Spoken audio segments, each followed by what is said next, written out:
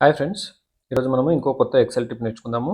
అదేంటంటే మనకు డేటా ఎక్కువగా ఉన్నప్పుడు మనం కిందకి స్క్రోల్ చేస్తే మనకు పైన హెడ్డింగ్ అనేది కనపడదు. అలాగే మనం ఇలా రైట్ సైడ్‌కి అన్ని సెల్స్ చివరికెళ్ళిపోతే మనకు డేటా మొత్తం వెళ్ళిపోతుంది. అలా కాకుండా మనము ఈ కాలమ్స్‌ని కానీ, రోస్‌ని కానీ అలాగే ఫ్రీజ్ చేయొచ్చు. ఆ ఫ్రీజ్ చేసి అప్పుడు డేటాను మనం కిందకెళ్తే మనకు హెడ్డింగ్ కనపడి ఉండేలాగా మనం పెట్టుకోవచ్చు. సో, దానికి షార్ట్‌కట్ ఏంటి అంటే వ్యూ అనే మెనూలోకెళ్ళి ఇక్కడ ఫ్రీజ్ పాన్స్ ఉంటుంది. ఫ్రీజ్ పాన్ క్లిక్ చేస్తే మనకు 3 ఆప్షన్స్ ఉంటాయి. Freeze panes, top row, first column. So, first నేను ఇక్కడ టాప్ రో తీసుకుంటున్నాను. ఈ టాప్ రో తీసుకుంటే ఏంటంటే ఈ పైనున్న ఈ లైన్ మాత్రమే ఫ్రీజ్ అవుతుంది.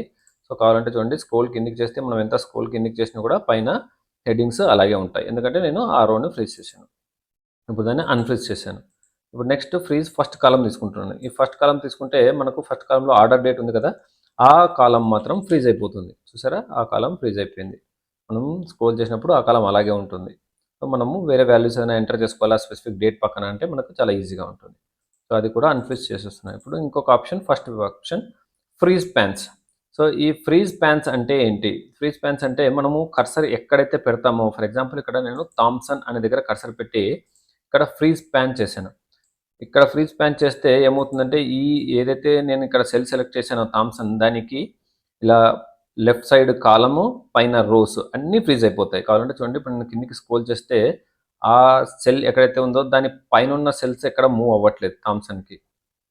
అలాగే ఇప్పుడు నేను రైట్ సైడ్‌కి కర్సర్ తీసుకొనెళ్తే ఆ సెల్స్ ఏవైతే కాలమ్స్ మనం ఈ థామ్సన్‌కి ముందున్నాయో ఆ కాలమ్స్ ఫ్రీజ్ అయితాయి. అంటే ఒక ఎల్ షేప్ లాగా ఇక్కడి నుంచి ఇక్కడంతా ఎల్ షేప్ లాగా మొత్తం ఇది ఫ్రీజ్ అయిపోయింది. ఓన్లీ థామ్సన్‌ని ఇక్కడ పెట్టి ఫ్రీజ్ పాన్ చేశాను. సో, దానికి మళ్ళీ రిలీజ్ చేయాలంటే అన్‌ఫ్రీజ్ పాన్స్. సో, ఇలా మీరు ఫ్రీజ్ పాన్స్‌ని యూజ్ చేసుకొని మీ డేటాని ఎక్కడ ఎంటర్ చేయాలనుకున్నా మీకు ఆ హెడ్డింగ్ కానీ, కాలమ్స్ కానీ అలాగే ఉండేలాగా ఎన్ని కాలమ్స్ దగ్గర కావాలంటే అన్ని కాలమ్స్ దగ్గర, రోస్ దగ్గర మనము కర్సర్ పెట్టేసి అక్కడి నుంచి ఫ్రీజ్ పాన్స్ చేసుకోవచ్చు. ఇది మీకు నచ్చిందనుకుంటున్నాను. నచ్చితే సబ్స్క్రైబ్ చేయండి, షేర్ చేయండి మీ ఫ్రెండ్స్‌కి అండ్ లైక్ చేయండి. Thank you.